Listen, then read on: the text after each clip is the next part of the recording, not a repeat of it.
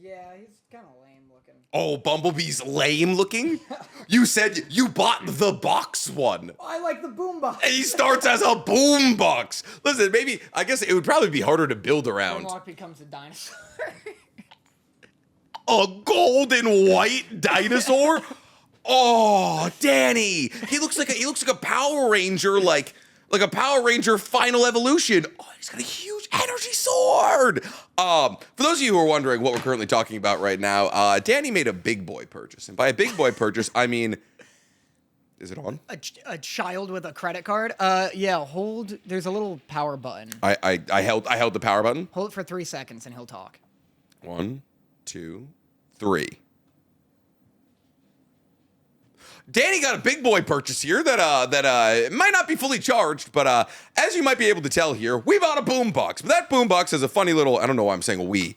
I'm like a kid who goes to a. Nick went in on it with me. I'm like a kid. You ever go to like a kid's birthday party? You know, like you were at one week, like Not last recently. week.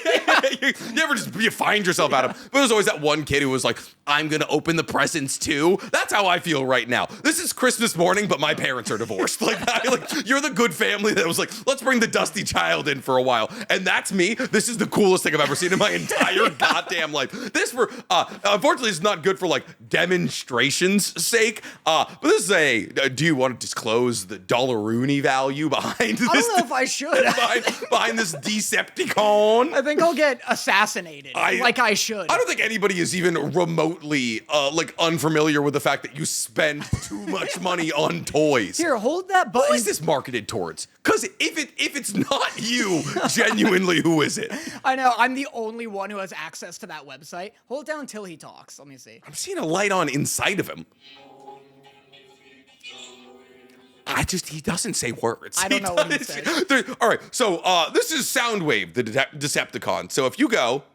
Hey, Soundwave. Transform. Hey, Soundwave. You're making us look bad. Hey, Soundwave. Oh, wait, the light inside of him is off now. Hold up. I think I just turned him off. Oh, I see. Well... He does a little stretch. I think, yeah, that's a big...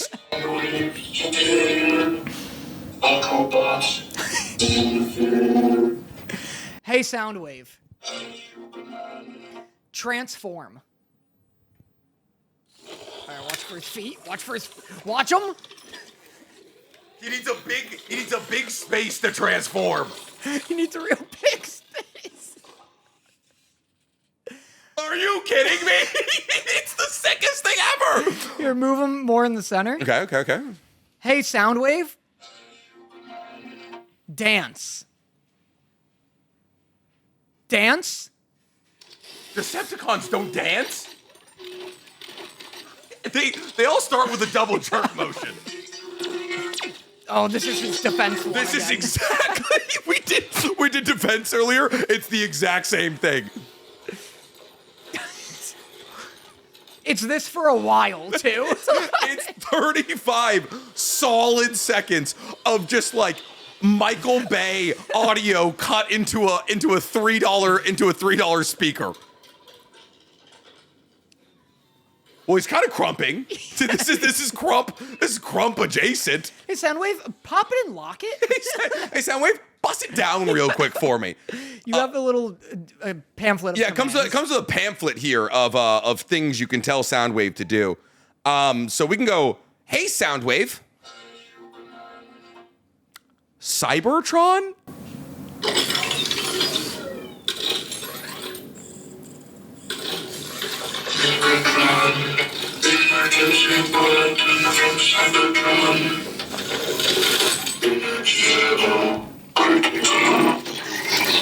There's a ghost in there. There's a ghost of a child in there. I'm telling you right now. You're gonna be like, hey, Soundwave, tell me your real name. Like, it does sound like the soul of an old man is being tortured inside of him. He is impossible to understand.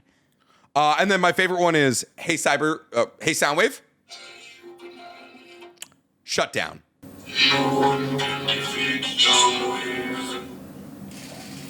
Look at this. Look at this. He's just gonna bet. He's just. No, there has to be more. What do you mean? No, I think His battery died halfway. This is Soundwave. Soundwave, please. Soundwave, this is a very suggestive. This is a very suggestive positioning. Soundwave didn't you shut down here and suck me. Oh, what is this? I didn't mean emotionally. Hey, Soundwave, just fucking give up. Oh, I'm gonna puke. Oh my god. Soundwave, come back to us. Soundwave, please. Soundwave, there's things to live for. Holy shit. I can't. Oh my god. Make him a cassette again. I don't know how to. He's literally aping out. Like he went gorilla mode. I love the idea of like, hey, Soundwave, shut down as you command. Yeah, just the end of weapons. Holy shit. Oh, I mean, that's fucking perfect. Well, that's Soundwave. That's. Can we reveal how much this costs now? This cost me $1,500. $1,500 smackaroonies. I forget what I was depressed about when I bought this, but it was like 9 months ago. It was 9. I'm just gonna carry this lifeless body over to here now. I just imagine like a bunch of like hooks and chains like dropping him into the ocean. Yeah, like literally, yeah, just like the ending of like Pacific Rim here. Yeah, just dropping him into the deep end. Let me just, sorry, before we start, let me just see if I could just get him to be a boombox again. You're gonna chiropractor him back in. He's like a baby. He weighs about as. Oh, okay, so apparently shutdown is just give up. Yeah, shutdown's depressing. Do we think it's convert? No, it's transform or convert. Okay, here. Hey, Soundwave? Hey, Soundwave? Hey, Soundwave. Transform. You can do it. You can get through the hard part here. Get through the hard part here, Soundwave. Let's go. I just love watching the splits. And that's it, baby. And that's how you get Soundwave back to a boombox, ladies and gentlemen. This is our first Danny Motta podcast office toy here that we have. Yep. Also, for those of you who are over on the Patreon and you're wondering why we're not live, unfortunately, the dog situation is still relatively unstable in this household. And until we have a more stable streaming situation, we're gonna be offline here. But we will be doing an additional game today, like we've been doing the last couple of weeks here. We have a bunch of games to play today because Not a lot to talk about. Well, I was thinking maybe we do a review on the last season. We do we're like, oh, how do we feel about the season of Wistoria, that kind of thing, and all of that. But yes, Stankward, our lovely, lovely editor, has sent over a bunch of games for us to play. Games like Guess the Anime from the Emoji. Danny asked for this game, so here's my attempt at it. Guess the Show from the 1-star review. Why would he expose me like that? He's like, Danny wanted this, so if it sucks, it's on him. That's on him. Well, I feel like it really boils down to who's typing the emojis. That's the important part. Do you know why I asked him this? I just remembered I did this. Because the concept art? No, well, that was fun. But do you remember I texted you the other day? Must have been like a TikTok or something. No, I texted you like Sharingan or Amaterasu. Yes. And in the very center of it is a tiramisu, and I just let you figure that out. It was like a tiramisu. What did we do? What did we agree on? Tiramisu. Tiramisu. Yeah. Which, like, by the way, why was that a thing that you found? Like, you actually have as much information as me. I was sitting on the couch, and it popped into my head. Just tiramisu popped in my head, and I was like, let me see what Photoshop Mobile can do. So you literally I made it. You were slapping that together. That's why we don't use AI here, ladies and gentlemen. Listen, Danny saw a problem, and he's like, I'm going to use my skills and abilities to make tiramisu. You did a pretty good job. Yeah, it was like 9 hours into like my latest Shark Tank session. I was like, I got a pitch for the Sharks. You're doing Tiramisu. You did text me the other day. You're like, we gotta get Danny on we gotta get Dorothy on Shark Tank here. Don't talk about the idea. Someone will take it. I think it's good. I'm not putting the idea out there, but listen. Mark Cuban is gonna give us a quadrillion dollars. Yeah, Do you know that sometimes they back out of the deals that they agree to? Did you know most of the time they do that? Really? Every time we finish a pitch, we look up to see if the business is still going. Really? Most of the time. This is like a household activity. Yes. Wow. We almost exclusively watch Shark Tank now. Yeah. Because Sarah and I can only hang out 2 hours a day. It's fair. Yeah. When the changing of the guards happens. You're like, listen. Mark Cuban's typing up a great. Oh, I'm sorry. That's me, Ava. I haven't learned my lesson. Come here, baby. Hey, baby, schmungo. Okay. Schmungitis. She goes, no, you had me and you lost me. Yeah. I love that the 2 hours of personal time you guys get together. You're like, we gotta understand what Lori's thinking on what Lori's thinking about the next sponge product here. Yeah. We watch a lot of Shark Tank because Sarah and I, in the afternoon when she has Penelope out here, I get to record. I love that it's literally a changing of guard. Yeah. You just salute each other at the baby gate. Yeah, and then Penelope saunters into my room. She goes, my watch has ended. Takes a load just off. filled with stab wounds, just like for Jon Snow. Yeah, we've been watching a lot of Shark Tank. A lot of times they just don't do the deal, like off screen. Crazy. Yeah. Because, like, it's like, okay, cool. Can I go talk to the other billionaires that also wanted to give me money? It's interesting because we're on season 3 right now. You're watching chronologically. Yeah. Like you've pulled up. Where is Shark Tank even? Like, Hulu? okay, I was gonna say you started episode 1. They didn't really know what they were doing. They were giving out way too much money. Boy, didn't they. Seasons 1 and 2 are borderline unwatchable. Really? All the sharks are really mean. Okay. And that's kind of the bit. Because they're still mean. Like, you have Kevin, who's like a Simon Cowell type. Yes. Mark Cuban is like the younger, hipper one. Rob's the heartthrob. Yes. Lori. Still is. Lori and Barbara are interchangeable. They never have Lori and Barbara on at the same time. Never. And then Damien is like the big fashion guy because he owns FUBU. I don't think FUBU exists anymore. It has to. I don't think FUBU exists anymore. No? I think FUBU was shuttered like a decade ago. He definitely made FUBU, which is for us, by us, for those of you who don't know. But I don't know if FUBU still. Whoa. Well, no, hold up, FUBU. No, never mind. I think it's still.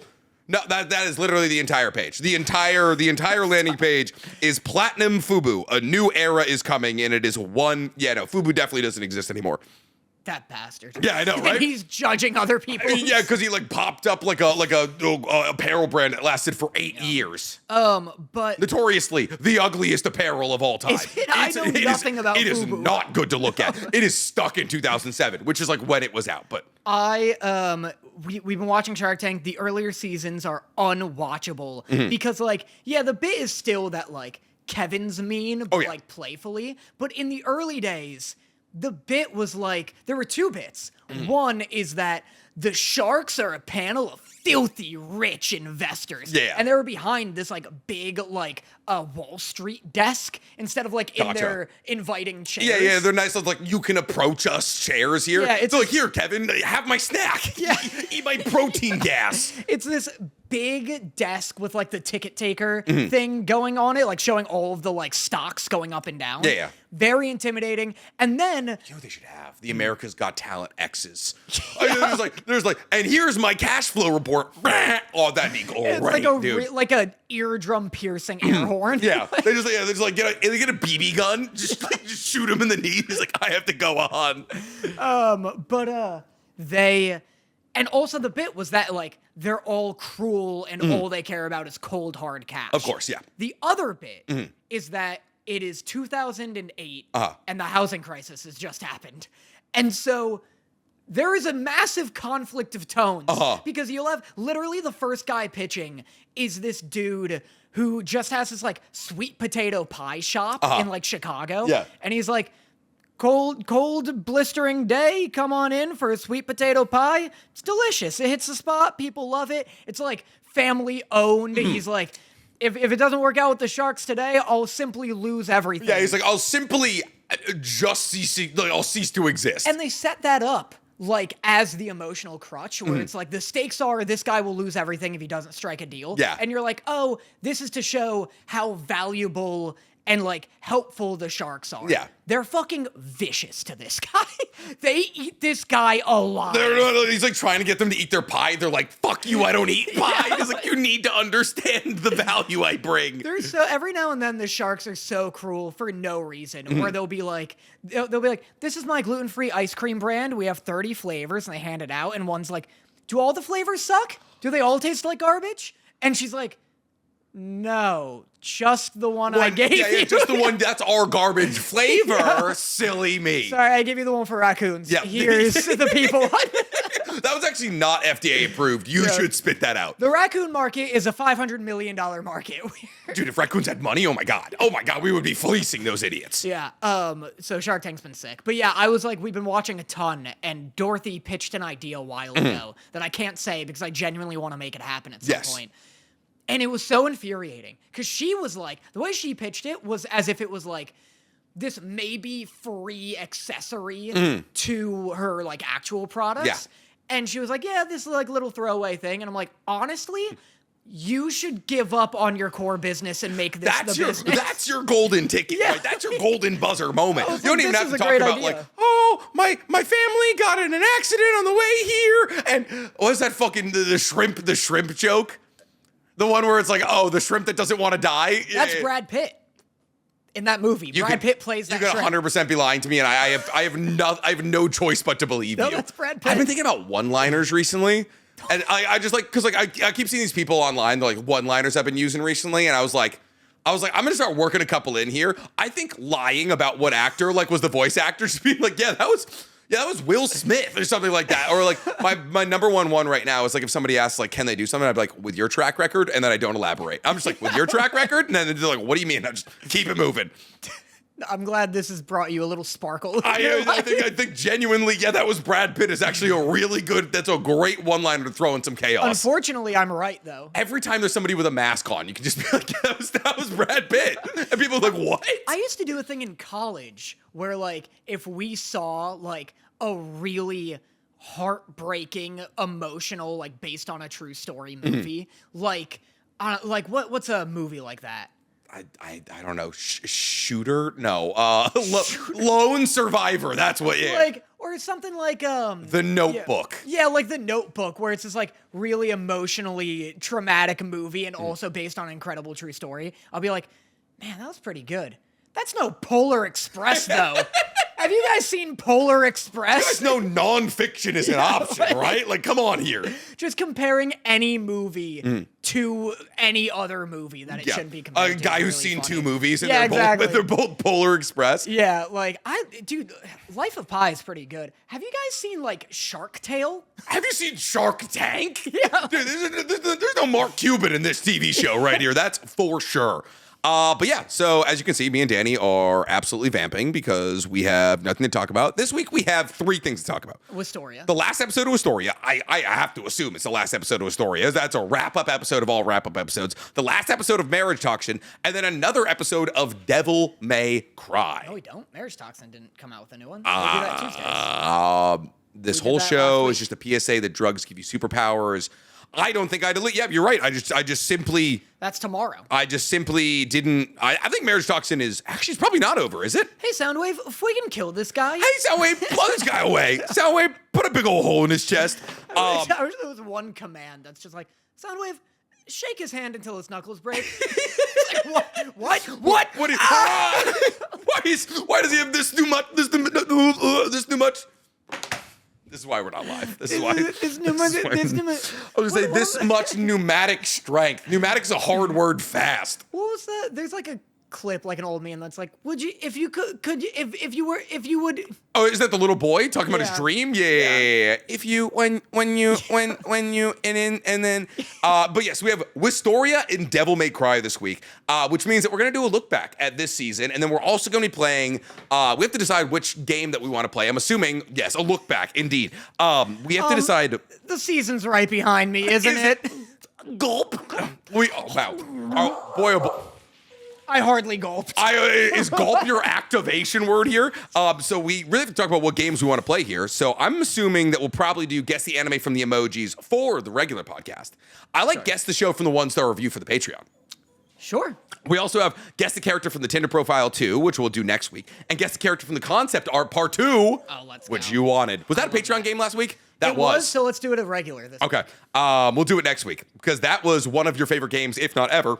It's just informative. You literally, we begged Sean for another one because it was truly one of the best games we've ever played here. So it's just all lies. It's just a photo of SpongeBob, and he's like, "This was Naruto." Yeah, he's like, "You will not." A photo of Brad Pitt. Like this sounds like a Joji. Yeah. You won't believe it. All right, so let's talk about Wistoria because it's kind of just like a wrap-up episode of all wrap-up episodes. I finished it during a meeting. Yeah, they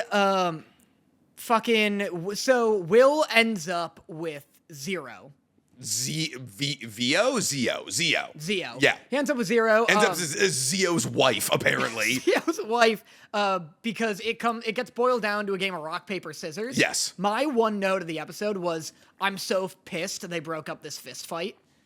When they threw down their stabs and they went to fists. For Alfaria to just start throwing knuckles, dude. I do like how because she had to lose. If she doesn't lose, then the plot is resolved, basically. So she had to lose. I like how she lost. I like that Rock, they're paper? both I like that they're both blown into a crater and they're like, this could be a knockdown, drag out fight, but then she could lose in a bout of strength kind of thing. I like that it's 300 ties in rock, paper, scissors. Yeah, that's good. I also like that even though she had to lose, they give them that one night together. Yes. That's really cool. They're walking up the stairs and all that, and this guy, she's like, oh, will anybody see this? She's like, pfft, this giant ice staircase to the heavens in the middle of the night? No. This gigantic carousel I made. Yeah, it was like, no, it'll be totally fine here. And then he's carrying her up, and it was like, I watched you create a mansion out of ice 30 minutes ago. I do love the excuse to hop on Will's back here. Yeah, I do hope they take it to fists at some point. Oh, yeah, dude. I want to see what Alfaria's knuckles are looking like.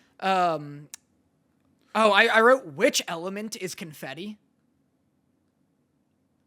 Gotta be Earth. Do you know what I'm talking about? Gotta be. I know exactly what you're talking about. Gotta be Earth, right? Sometimes they're just pulling out a spell that completely breaks their element system. Dog, I did a video today about Kagurabachi, and I was trying to describe the power system, and then I came to the realization that it's oh, everyone's just got magic, and it's just everything's innate. It's oh, I'm the guy. There's a guy with a high top fade who just makes Dorama dolls that explode. Do you know what a Dorama doll is? It's the doll that you paint in the eye when you make a wish, and when the wish comes true, you paint in the other eye. He just makes dolls, throws them at people, explode. It's like sorcery. It's like Datara. But all right, but here's the thing with Datara. Datara uses a Kekkei Genkai. He combines Earth Release with Lightning Release. So he makes clay and then he makes it explosive. This in the Kagurabachi universe, it's just I do this because I do this, you know? That's just marriage toxin. Well, 100%. But also but even in marriage toxin, they have bloodlines. Well, isn't this his dad can't do that? It's not genetic. Yeah, we don't meet it. There is genetic, there's the Sazanabe clan that has Iso, which is basically just key pushes. I mean, I'm honestly so fine with that. Oh, it gives you a ton of room to operate. Yeah, it gives you a ton of room. Jujutsu Kaisen, to my knowledge, it, might as well be that, where it's just if you're not from a royal clan, then yes. Yeah, it's this guy does this because that's what he does. Yeah. You know, whatever. Yeah. And that's better than being our power system is strictly blood-based. Also, I shoot fireballs. Also, by the way, there's 7 dudes that all represent different elements, but ignore the blood aspect of it. Yeah, I'd rather them just be it's all bullshit. Whatever that guy does is what he's going to do. You get so much room to operate, it's kind of great. And that's kind of what, in terms of magical based systems, Wistoria's had that. What would you, I guess we'll start with Wistoria as a look back for the season here. What would you say, please, they're getting bigger behind you. You're about to be Zio's bride. What would you say this season is 1 out of 10? Our opinion on it was way different than I think the second half of the season is better than the first half of the season, which is ironic because everyone loved the first half of the season. They were I love when Will turned into Silvers. Yeah. I think, the second half of the season has... Silver Sonic? You might be the wrong person Silver to ask the Hedgehog, about. He is Sonic? Yeah. Okay. Wait, is he Sonic? Is he Sonic? No, he's in Sonic. He's a different Sonic. He's a different hedgehog. There's another hedgehog. He's like Trunks. He's from the future. And that's why because everything's chrome in the future? Yeah, everything's silver and he's telepathic. You know... That's his gimmick! Is he also fast? No. Speed isn't innate to hedgehogs. But they can all turn into a ball, I'd imagine. No. Shadow's also not fast. But he's got a gun. He's That's also you're right, he's also a hedgehog. Yeah, he's also a hedgehog. I just know where Tails isn't a hedgehog, Knuckles isn't a hedgehog. I'd love if Sonic meets Shadow and he's like, whoa, another hedgehog just like me? And Shadow's like, actually, I'm just a guy. Yeah. Actually, I just underwent some pretty controversial plastic surgery. Actually, I just kind of look like this. I'm from Ohio. We all look like out there. We're also all armed. Yeah. Are you faster than my Glock? Silver the Hedgehog. That's why Shadow has speed boots. If we're just giving out speed, but what's the point of Sonic? Sonic is so inconsistent because they'll be oh, he's so fast he stops time. And then somehow he doesn't just snap Eggman's head. He does a Quicksilver scene in the movies where he's just running around. Yeah, just literally break his neck. Yeah. They were celebrating 35 years of Sonic at Abercrombie the other day, and they were like, oh, we're celebrating Sonic. Bunch of people in Sonic cosplay, Sonic t-shirts. People were stoked, and I was walking past. I was like, come in. I was like, well, what are you guys doing? They were like hunt down the Chaos Rings. I was like, oh, cool. There's like an activation. I'll go do an activation. They're like, you can take a photo with Sonic, and I just pan over. I literally like have a Jim Halpert moment where I pan over. I just see a full-grown man like dying in the heat of an 80-degree day in a Sonic costume. He's like, "Come here." And I was like, actually, I'm super okay, thank you, the Sega team.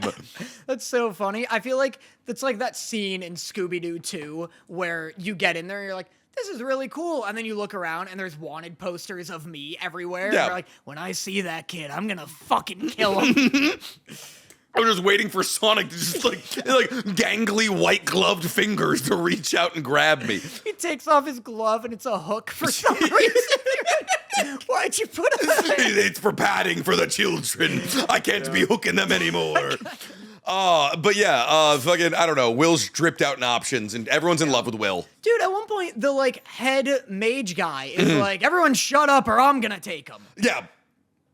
Can I go with you, please? Yeah, like, cool. It. I get fucking like sent to the head of the government. Okay, cool. I'm woke on him though. I think he's like a puppet. I think he's a puppet. Oh. Like I don't think I think he's like very much like a Soul King situation from Bleach where it's like he's being controlled by somebody. Spoilers for Black Clover. Isn't that Julius's bit? Julius is fucked, right? I said spoilers. Okay, I'm inviting you. I'm gonna let it breathe for like 20 seconds before I get into this. Yeah, once again, spoilers for Black Clover. How do you know that? I remember predicting it. Like and you could see it too, That's like 100 chapters from where the anime left off. In my video, I'm like, something's up with King Julius. This dude's fucked. I don't trust him. Yeah, he clearly doesn't like to boogie as much as we thought. I don't know what that means. Oh yeah, just like King Julius. It's Wizard King Julius, but you saying King Julius made me think of King Julian. Good. Very close. Good. Thank you. I tried. He likes to move it. He likes to stop it. Actually, he has time magic. Yeah, he does have time magic. Yeah. I remember he was like suspicious as hell. Mm-hmm. Yeah, Lucian Zagratis. He's two souls in one body.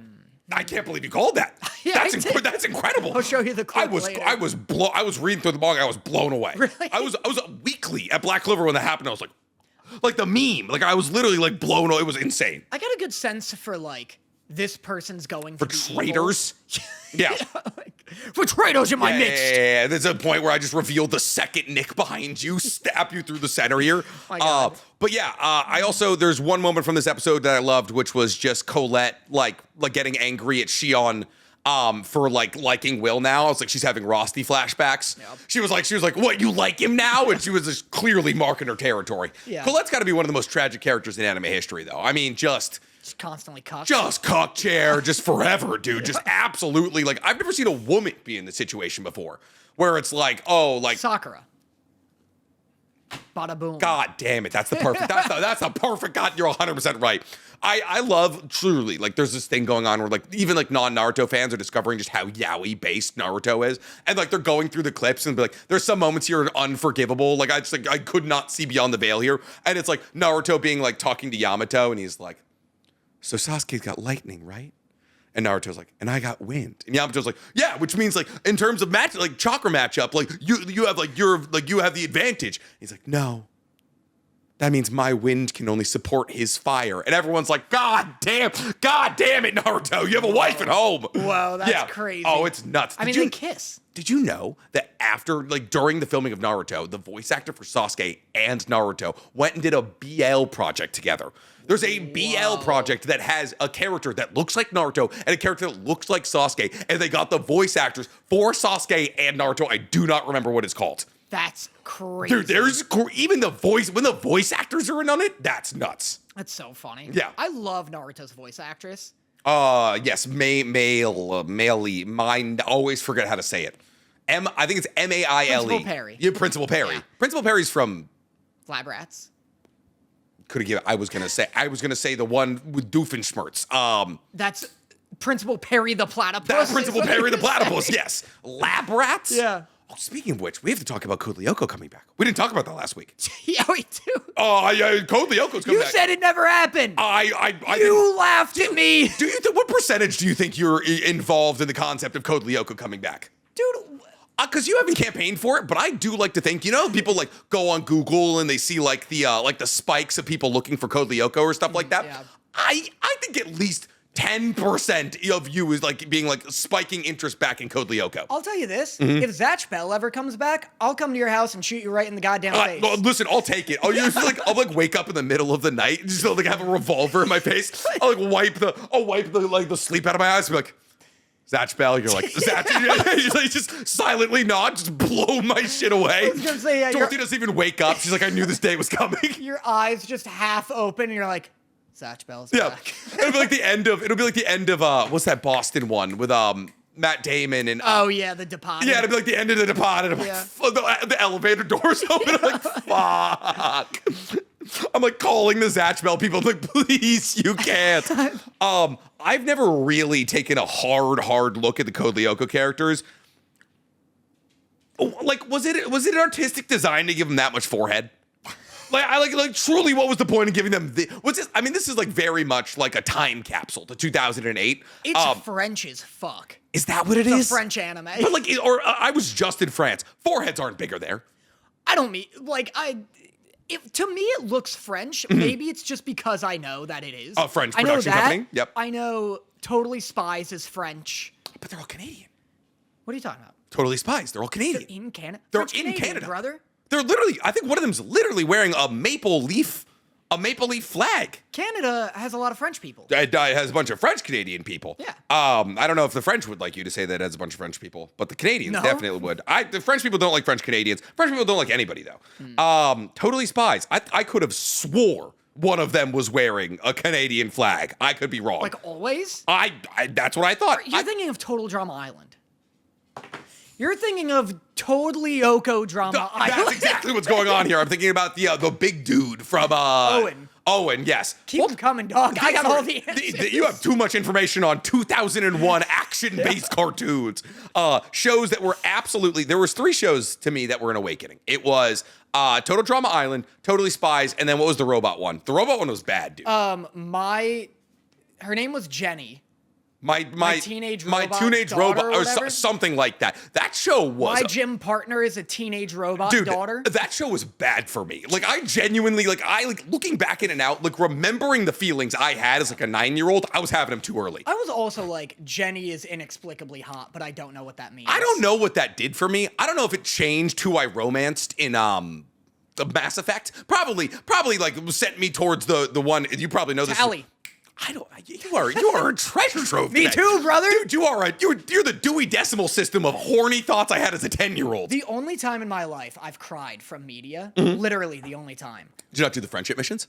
I did the friendship missions. Okay. In Mass Effect 3, so I was romancing Tally from Mass Effect 2, and then into 3, and I was like 13, whatever age, and I was like, dude, me and Tally forever. 100%. I'm taking her to the end. Yep. This is great. This is the best game And then you have series to I've ever played. genocide her people. And then you either genocide her people or genocide AI race that her people created and then enslaved and grew sentience called the Geth. You know there's a third option, right? What's the third? You can say both.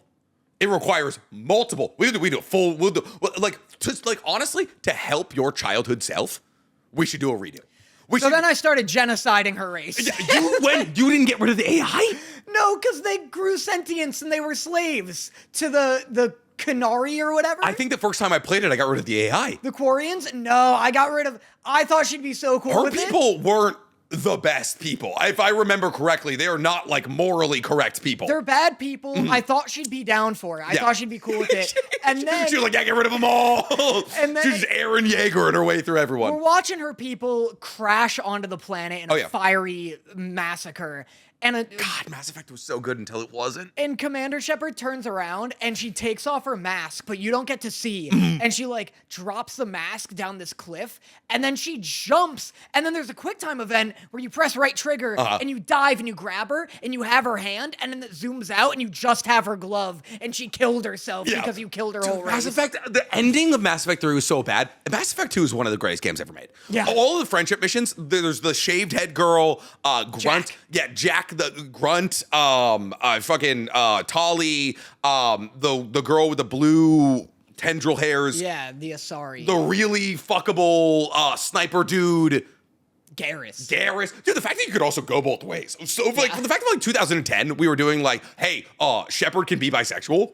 Yeah, that is sick as hell. Yeah. That was awesome. I just finished, by the way, speaking of morally conflicting endings to games, I finished Expedition 33. Yeah. Who'd you choose? Spoilers for the ending of Expedition 33 here. Who did you choose? I went with Mael's ending, which was very sad and dark. I did the other one. Really? I went the other way. Well, because it's a whole world of painted people. It's the same fucking thing. It's the same thing. That's why your thing made me think of it. If you give things life, they are owed that life. This is actually I'm sorry if we're doing Expedition 33 talk for like 5 to 10 minutes. I have never been so afflicted by, maybe since Mass Effect, or BioShock Infinite also had a big effect on me. This game's ending is a fucking masterpiece. Every award it won, it deserves. I'm fighting Simone right now. Maybe the worst boss fight I've ever done in my entire life. So goddamn hard. I hate his second phase so goddamn much. That's beside the fact. You have to choose, and there's no right. I love that there's no right answer. Yeah. There's no right answer. Fucked. They're both fucked because either way, I chose Verso's ending.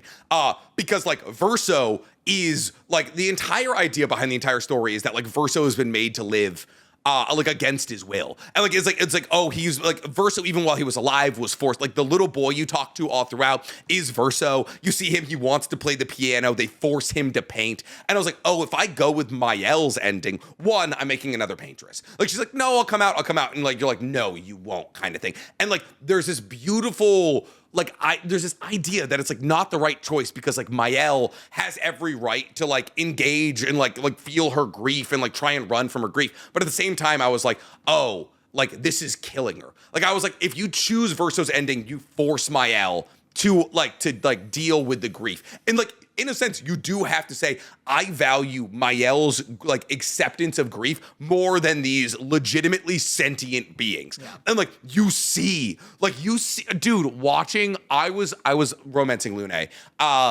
because I just romance all of them. You can't. You don't make a choice. Well, I mean, like you, like just by advancing your friendship, but you have to. I shut down. Really? I shut down CL. Because like I read, I was like, oh, if you like engage with CL, you don't get like the perfect like romanceable ending with Lune. Oh, wow. And I was like making preparations to like be with Lune at the end of the story. Before I got to the end of her story, I had to grammage her. Dude, and I chose to grammage the characters that I spent this entire time with because I was like, Mael is real. I was like, Mael is real, and that's not even her real fucking name. I was like, she's Alicia. I was like, Alicia is real, and this painting is her trying to run away from the truth of reality that's outside. And I was like, this family needs to heal. This is not helping them, kind of thing. And I was like, oh, she can always paint again, kind of thing. But like, yeah, you have to make the conscious decision to shut down essentially AI. Well, that's why it's like, but I don't give a shit about the family healing if I'm always a numbers guy where it's like you're on the train track. You're like oh yeah, those 5 people are living 100%. But my thing is like, all right, yes, but the people, because I went back and I did both endings, and I was like Mael or Verso's who I would choose, but like I did a quick save. I want to see the other one. The other one's very centered around the idea that Verso lives as a prisoner. Yeah. You're like, oh. That's okay. One prisoner for everyone else to stay alive. And that's the thing. That's a really good point. Like see Verso playing the piano and then he like looks and there's very much this idea that like Verso's like trapped here and he's like living for Alicia. I've always been like, if we have at least 70%, if we're 70% sure that killing Ellie will save humanity, kill Ellie. Oh, yes. I think people get too much into the weeds on the Ellie decision where they're like, oh, they had no way to disseminate that vaccine. And they're putting like real life biochemical, like, oh, this guy was a veterinarian, he had no idea what he's doing. If the game tells you that there's an okay chance, like, don't like, hey, dude, there's zombies. There's fungi-based zombies out there. Like, you can just like, oh, there was no way to keep the vaccines cold, and they had no distribution network. The game's telling you there's a chance. Like, if you strip all of like, oh, the vaccine never would have happened, you take the weight out of Joel's decision. That's the thing. Well, I guess the fun is in the ambiguity of like, well, who the fuck are these fireflies? Fair, you know? Like, 100%. Because I agree that like, it's fun in the same way that power scaling is fun. As long as you're having fun. Yeah. Like, with power scaling, it is dumb to be like, oh, well, you know, if we calculate how strong, you know, he gets hit against If this wall. If I count the pixels of this crater on the moon here, and I take the diameter of the moon and like the parallax effect into effect here. Yeah, it's like, that's the same as like The Last of Us. People do enjoy that though. Well, yeah, if you're just being like, oh, well, let's think, because like, it makes the fireflies more interesting and the decision more interesting because it's like, we're just believing this guy because he says he's a doctor. 100%. Yeah. Like, I haven't seen his other accomplishments. We don't know that. But if you're like... But also, why do all the fireflies believe that this guy can do it? Well, exactly. I mean, that's a fun conversation. Where I'm like, I roll my eyes and I'm like, shut up, is when people start being like, oh, you're a fucking asshole if you think Ellie should have... Like, the second people start, like, taking it too personally, it's like... Shut up. If the game says that it would have worked, it would have worked. First off, like, I have dreams of a valiant my death saves millions of people ask death, dude. Right. Where it's like, oh, everyone's like, Nick, you're so sick. You're the only thing we can use to make a vaccine. And I'm like, you know what? I would give my life to save. That's the real question that I ask people. Like, one of my favorite morality questions of all time is like, how many people would you give up your life to save? Like, what's the minimum? What's your number? Someone's like, if you die, you save 40 people. What's the number? 100%. You 40 is your... I'd give up my life for one really good person. That's, you know, but like, that's another great question. Is like, okay, like, who do I, like, cool, am I saving Zoran Mondani? Like, yeah, right. Okay, like, you got me, you know? It's me or Zoran Mamdani, I'm going. Yeah, 100%. I'm like, that's why there's Fate Zero. There's like this whole thing. Like, you should watch Fate Zero because it's basically built around this idea where the main character is just constantly taking these equations into mind here. There's a sequence where the main character shoots an airplane out of the sky with a bazooka to save lives. It's so hard. You need to watch Fate Zero so bad. It's sick. It's a sick show. So anyway, what score do you give Wistoria season 2? That was my answer. How did we get here? That was my answer. What's yours? 7 point. Actually, the end of the season I really enjoyed. Elfaria versus Zio is awesome. Yeah, it is hype. That's a big highlight. That's a very fun. I also like the establishment, like us getting deeper into Alfaria's backstory and like how it pertains to Will. The Whist stuff is silly, but at least it gets an explanation, kind of. It's like Togen Anki levels of fun. Well, it was early season, and now it's just a part of the... Yeah, you're like, okay, cool, it's a part of the meta. Yeah. I mean, I gave Wistoria season 1 like a 7 anyway. So like my score is gonna be lower than anyone else's. I think I was probably pretty high on. I'm not as high on season 2 as I was on season 1. I'm higher on this season than I was earlier. 8 flat. Yeah, probably like 7 or like 6.7. I just like, I was never that excited. Yeah. And it was definitely the last thing I watched every single week. Daemons was worse than this. Probably. I don't know. It's hard to tell. Did you know, by the way, there's part 2 coming? That's a terrible time to tell you that part 2 comes out on America's birthday. Oh, the 4th. Oh, yeah, on the 4th of July, part 2 drops. Yeah, but Wistoria was just like, it was just okay. Season 1 was better, in my opinion.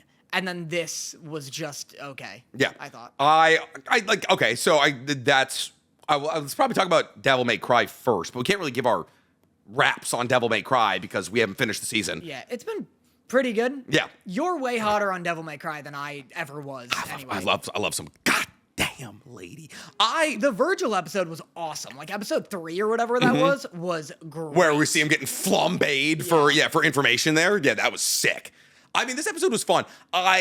This is like a episode where it's kind of, we're doing the Devil May Cry thing. We're talking about episode 6? Yeah. Episode 6 of Devil May Cry. We're doing the Devil May Cry thing where we're introducing a bunch of different aspects, and we're like, oh, we're going to try and encapsulate every piece of conversation possible. And they're not doing a terrible job. Like, the big one here is religion. Like, this season is centered around religion. Last season was like centered around like refugees and like bureaucratic red tape. Yeah. Which I guess like is like, it has religious like undertones a little bit. But Devil May Cry, this episode, episode 6, is an episode where like we see Bane start to realize that like, oh, Arius is not on my side. And so like Lady is taken captured. She isn't dead. She's like brought back to life. And I'm like conflicted because I was like, okay, 1, don't touch Lady, but 2, I'm happy that she's back. And we start to get like this undertow of like, hey, Argisax is the big bad. And we like learn about Argisax's backstory and all of that. Are you happy that they're like, okay, what is Arius's, is he just, what is chaos? Like, what is, like, why are we doing chaos? I think it's just the most, like, he just wants to rule the world, you know? It's like, it's the most basic what you think the answer is kind of thing. He just wants to fuse with Argisax and, like, be demon king of hell in the world. And like there's just a ridiculous amount of power that comes with that. And they open up, because they also want to open up the border between hell and earth so that like everything can be ruled by Argisax and therefore I guess Arius, which is like a less, like the White Rabbit was like an interesting antagonist because it was like, oh, you're like an actual champion for like refugees and saving all of the people from Makai. Yeah. Like you're actually trying to save Makaians and like you were corrupted along the process by humanity. Here we're just like, oh, chaos, you know? So like, do we back Mundus? Do we back Argisax? Is it just Lady? Like that's, like we're starting to lose, like we did with the first season, we're starting to lose the points we were making. Yeah, it does feel very like unraveling. Lady's always been confusing to me where she is this like, you know, like, I don't give a shit about nothing, but I still work for the U.S. government. Yes. Like, you know. And I think they're trying to approach that conversation where it's like she feels like she's like, fuck Baines, fuck the president, whatever his name was. And like she's now operating as an independent unit with Dante. Yeah. So like she has this arc where it's like, okay, cool. Like your family got killed by demons, so you got radicalized. And now you're like you were manipulated from Baines by like from a young age because your father, it's like revealed that her father put her in that situation. Yeah. So like that's kind of cool to see her arc in that way where it's like she's now separating herself from the government and acting as like an independent entity. But like at the same time, I just wish the bigger bads, there was like a more clear cut, like I get it, Argisax is the bad guy, but why? You know? Yeah. They also got to stop putting Dante out of commission. I'm like getting sick of it. He's so not in this fucking show. I'm the biggest proponent of more Lady time, and even I'm like, the dude's in an operating chair like 70% of the show. Yeah, he's like so not in it, and it's not even like a Gojo thing where it's like, oh, he's just too powerful. Yeah. Like he loses fights. 100%. I think he's lost every fight this season. Virgil impales him, and then Arius is like, now you're done. Yeah, like really feels like they wanted to tell some other story and they have to include if you want to give me a Lady spinoff, give me a Lady spinoff, you know, but like this is like Devil, you might as well call it Dante May Cry. To be fair, like the games that I've played are like that, where Devil May Cry 4, you're introduced to Nero, who I won't say who it is. I think I played the like beta of Devil May Cry 4. He's the blue jacket one. No, that's Virgil. I was playing as Virgil. Who's the hero? Well, it's a spoiler. Okay. Anyway, but Nero is like the guy you play for the first half of Devil May Cry 4. Then the second half, you replay all of his levels as Dante. And then in Devil May Cry 5, you're Nero, and then you're V, who's a new character. Okay. Whose identity is also a twist. And then you're also Dante. And so, like, in both 4 and 5, you don't get to play Dante until, like, the last We're half just of the game. slow-rolling Dante no longer being in the story. They're like... Yeah, so it does feel in line. It's like they found, like, Dante's old tweets, and they're like, we gotta write him out of the story. We gotta find a way to be like, oh, do you like V? Do you like Nero? Yeah. Cool. We're gonna get Dante out of here. Yeah. That's wild. Yeah, I mean, like, Dante, I wish I got more from him. I wish I got more from the show. But I did like one thing from here, and that was Freak on a Leash. Yeah, you texted me, and you were like, if you asked me to guess what song would be in the next Devil May Cry episode, I never would have guessed Freak on a Leash. No, it would have taken me like 100 guesses. Like, It would have taken me like 10. Yeah. Within 10, There's no corn. This is the first corn. I never thought I would hear corn in anime. Yeah. Corn is, listen, there are some things that are truly American. Wealth inequality, general governmental corruption, corn. Wealth inequality is everywhere, no? 100%, but it's as bad as we are monopolizing that shit. It is the wealth inequality, and this is for you at home. The wealth inequality in America is currently worse right now than it was in France during the French Revolution. So, wow. Yeah. Isn't like Dubai one of the worst places for that? I'd imagine it's also bad there. Yeah. I don't live in Dubai. Oh, well, I pay tax. I can't know everything about everything. Yeah, I pay taxes to this government. Yeah. So yes, Freak on a Leash though. I'm a big corn guy. I know Twist.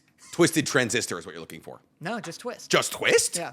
Twist. You don't know Twisted Transistor? No, I know Twist. Hey you, Devil's little sister. No, I don't know. Do you know Twist?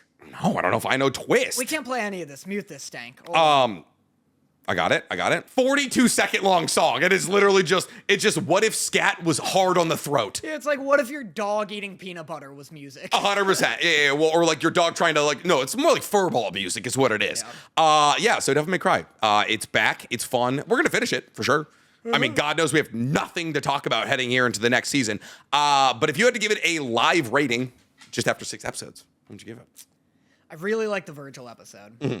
Like 7 also, probably. I would give it like an 8.2, 8.3. I love Lady. I'd give it 7 because Wistoria I gave lower than 7. Because I like it more than Wistoria, but not as much as other things. We were watching Love Island last night. I made the grave mistake. You know when you like the second you say something to your significant other and you're like, that was wrong words. Okay. you just like watch it leave your mouth. You're like, fuck. Yeah. So Megan Thee Stallion came on, and you know my feelings on Megan. Again? Okay, another year, another Megan Thee Stallion showing. Yeah. She's got like a bikini line, and so she's like bumping out her bikinis to the entire world.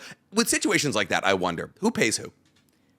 Do you think Love Island? Too. You wonder like Love Island pays Megan Thee Stallion to come on, and she's like, I'll do it for a lessened rate if I can plug my bikinis, or is the advertising potential so high for Megan Thee Stallion that she's like, I will come on, but it's gonna be about my bikinis? That's so interesting, right? I think that about the music all the time. Because they choose the weirdest songs. It's wall to wall with it too. They must have someone it's either nepos, it's either like, hey, executive producer like has a niece who makes music, let's plug her shit. Like that's because they do an opening music video. Yeah. And I'm like, that must cost millions. Oh yeah, it is crazy. But no, it's wall-to-wall music every episode of Love Island. Yeah. And it must be someone's individual job because they got to edit these. They have like 2 days to edit a whole episode. Yep.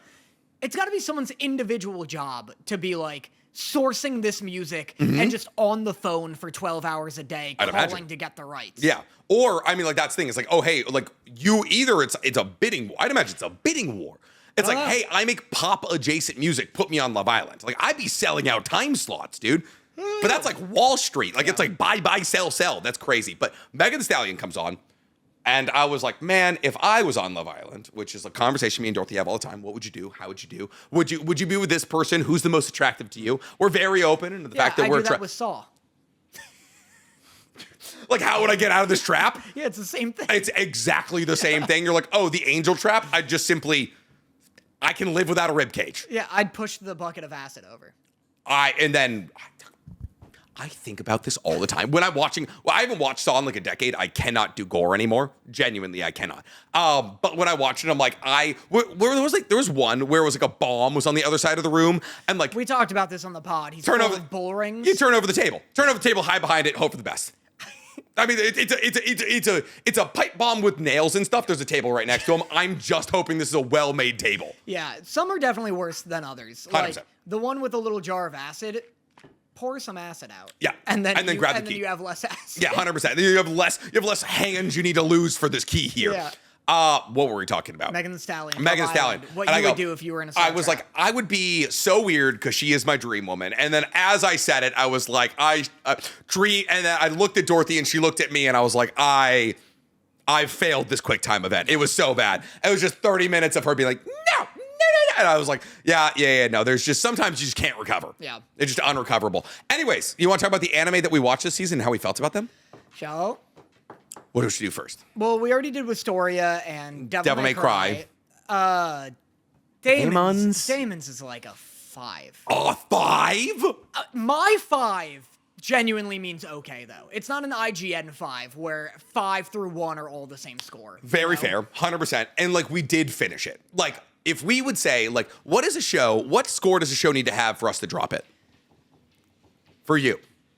3. Right? Yeah. So 3. So like a 3 would be like we dropped Daima. So Daima's a 3. I didn't drop shit. We did not finish Daima. I did. You finished Daima. You got to Super Saiyan 4? Yeah. Did you get to Super Saiyan 4 after it was revealed?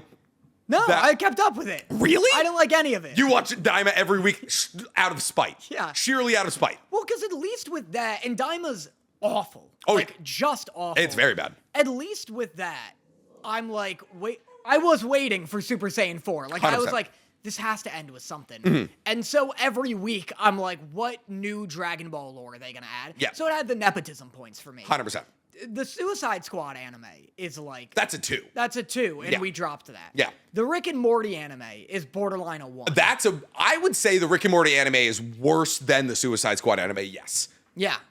It's... Because at least it looked good, the Suicide Squad anime. Like at least it had Wit. At least, well, yeah, it was made, which is insane. You know what else was made by Wit? What was that? Crimson. Remember that show we were watching where it was like Rouge or something? Like Rouge something. I thought about that the other day. Yeah, that was made by, it was made by Mappa? That was made by, it was like an anime original adaptation from a huge animation studio, and they just fumbled it. Mm-hmm. I'm giving Daemons a 7, a flat 7. Because mine is different. Like a 5 is unwatchable to me. I guess I'm on IGN rating for sure. I guess it's 6. I'd probably give it a 6 because now that I'm thinking about it, I think a 5 is. I think I do drop at 5. If I can watch something without a massive amount of contempt in my heart for it, it's a 7 plus. Well, a 5 is like just okay. Yeah. And we drop those. If something's like bad, I'll keep up with it. Lazarus was a 5. Yeah. Yeah. Like it's just boring. Mm-hmm. There's nothing like broken about it, and it's not like a mistake of storytelling like the Suicide Squad anime is. Yes. I didn't sigh out loud every time I clicked OK on Crunchyroll to watch Daemons, and for that reason, it's a 7. Yeah, it just disappointed me like weekly. Yeah. But it had moments. It had moments, and I like the Daemons. So it's like mid plus a point. Yeah. All right, that brings us to what's next up? Well, what other shows do we have other than 2? We have Witch Hat. And Witch Hat. And Marriage Toxin? Is that it? Do I have anything else? Was that it? I think that actually might be it, yeah. It's Marriage Toxin. Marriage Toxin, but Marriage Toxin. Marriage Toxin's like so close. Like I'm so close to wanting to say it's like almost as good as Witch Hat. Oh, dude, they are neck and neck. Genuinely neck and neck for me. The second half of Witch Hat Atelier's season is not as good as the first half. I think we can all acknowledge that. Everything post Little Boy and River is good, not great. Yeah, well, that's just because it doesn't conclude. Like everything post Little Boy in a River is like the beginning of an arc that doesn't get finished this season. 100%. So that's fair to say. Yeah. Whereas episodes 1 through 6 are an arc. Yes. Yeah. Like we get the dragon episode, that's great. The Silver Eye episode is great. No, that's episode like 7 or 8. That's post Boy in a River. Is that post Boy in a River? I thought it was like Silver Eye, Boy in River. No. Nah. It's after. That's the exception then. Yeah. Silver Eye is that is a great episode. Yeah. That's just like a really good way to like show the ableism of the wizard community or the witch community. Yeah. So that is like the true one standout. Everything that happened in terms of like the magical exam is good. Like I would watch all of those episodes. I would take any of those episodes in this next season 1,000 times. But it's not like comparatively to the first half of the season. Because that's the thing. It's just like, the first half of the season is so good that it makes the second half of the season look not as great. It goes from like a 10 to a 9, I'd say. Because I really like it. Like, this is what everyone has pitched Frieren being to me. It moves substantially faster than Frieren. Like if there's a half of an episode of slow, that's it. Yeah, this just gives me the feelings I was hoping to get from Frieren, where I'll end an episode feeling cozy and introspective. Yes. and excited to like unpack all of the shit. Also, at the same time, we're not repeating themes over and over and over and over again, right? Or it's like free run, it's like take your time sometimes, and then it's like we're gonna apply that lesson to the anime itself. Like we're gonna take our goddamn time. Yeah. Marriage Toxin isn't a flawless season either. I really don't like the sound guy stuff. That is the worst arc for sure. I got pretty bored during that, and I started being like, oh, maybe this just like came out swinging, and I don't love the formula. Yeah. All the stuff with the Beastmaster So is good. Like peak Yes. shit. I would say your favorite, can I guess your favorite season or your favorite part of all of Marriage Toxin? Birdball. 100%. Yeah. 100%. That's the best episode of anything this year. I do not doubt that opinion from you at all. The fact, listen, you guys, listen. Danny is like the A1 basketball. You're the A1 basketball fan. Danny loves a prolonged, unnecessary bit for no reason. It's such a good bit, and then he dies for it. Like, that episode truly has everything I've ever wanted from media. Yes. Like, you want to, like, this is a man living for his ideals that make no sense, and he will die on that hill. He's like, this is going to be the #1 sport in the world. Yes. And it's like, how? How? You and what birds? You're the only person with enough control over birds to turn them into a bat. Yeah, that shit was great. What do you rate Marriage? I keep wanting to say Marriage Story. 8.7. That'd be really funny. It's just Garrow being like, I hate you. Every day I wake up and I wish you were dead. Yeah, it's just like him just like in a relationship. Yeah. That's season 2. 8.7. Marriage Talks is awesome. I give it a 9. Really. Yeah. Like that, like I said, there was that dip, but the bookends are great. Those first 3 episodes blew me away. Shark Girl's great. The Water Master is great. And this Beast arc makes me feel like I don't know. It's been a minute since I've felt like, oh, we're in like a good arc of this thing. Yeah. Jujutsu Kaisen has just been on an upward swing. That's the thing. It's like it doesn't even feel like an arc. It feels like like Sisyphus let go of the rock. Yeah, exactly. It's like with JJK, I don't even know if I could say season 2 or 3 is better than either. It just it's all good. Yeah. Same with Chainsaw Man. I don't even know if I could say like the Reze movie is better or worse than season 1. Yeah. A lot of the good anime we've been watching just feels like it's been good. Yeah. Demon Slayer is like, oh, I notice good and bad arcs for sure. That's fair. But like this reminds me of when I was reading One Piece and I'm like, oh, this island. I'm in the good old days right now. Yeah, like this is a good island. This is a boring island. I like this one. Marriage Toxin gave me that where I'm like, oh, this anime is great. Oh, maybe it's not. Oh, this is what peak Marriage Toxin looks like. It's also so like arc-y. Yeah. It's so cap-ended where it's like, oh, this is the woman we're trying to date, and like she's got her own story, and therefore we have to be here. Like it's like different geographic location, different woman, different bloodlines that we're dealing with, kind of thing. So like because of that, it's like One Piece, where every time we pop into a new arc, it feels so like, oh, this island's made out of cake. Oh, this island is on fire and half on ice. Like, it's like, so like everything feels different in Marriage Toxin. The Beast part is the best part, by far. Yeah, it's great. I embarrassingly love it. Yes. This may be like my new B-Stars, where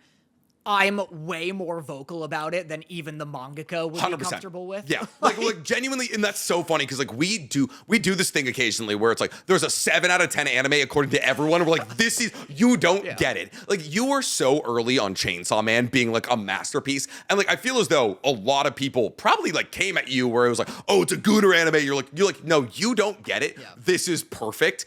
That is how we are about Marriage Toxin, which has like a 7.5 on my Animus. And then we're like, this season of Wistoria was all right. And everyone's like, you're an idiot. It's a 9.0. And I'm like, you're watching Sonda wrong. Yeah, like, that's all. That was Sonda for us. It was like, we're like, oh, Sonda is like this beautiful story of like kids in a repressive society. And everyone's like, I don't know. I thought it was kind of weird. I was like, no, you don't get that the naked Santa Claus anime is fantastic. Yeah, everyone's like, this is boring at best and weird at worst. Yeah. And I'm like, I need a deluxe Blu-ray to come out. Understand this is like the #1 coming of age story that we've gotten in a decade from anime.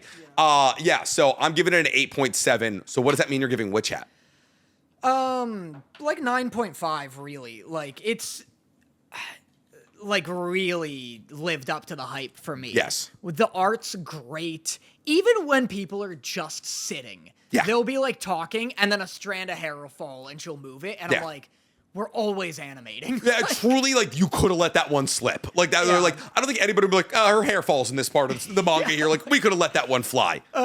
It is such a great example of an anime that elevates the manga. Yeah.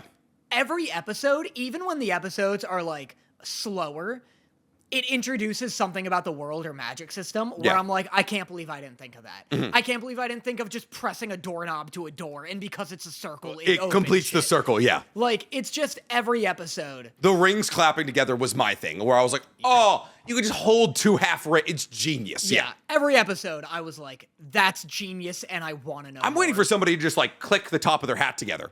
Hats are circles. Just propeller tops.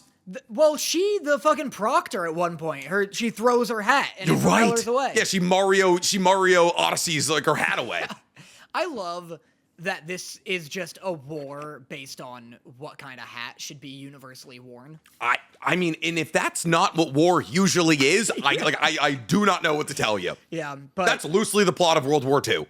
What's a 9.5 anime to you? I wonder if I'm being too high on this. Everything. Like, I wonder if I shift Witch Hat down, I think everything gets a curve. Like 9.5 anime would be JJK season 3. It would be Vinland Saga. Even with the Tengen episode? The Tengen episode is what stops it from being a 10. Farmland Saga, 9.5. Yeah. I actually don't even know. No, Farmland Saga might be a 10. I don't know what makes Farmland Saga a 9.5. You know, I'll bring it down to like a 9.2, and Marriage Toxin like an 8.8. I was 8.7 on Marriage Toxin. I'd be 9.3 on Witch Hat Atelier. Marriage Toxin, Witch Hat has Nepo points where like I read the manga and I knew this was gonna be big, and 9.2 would be Dan Dan season 2.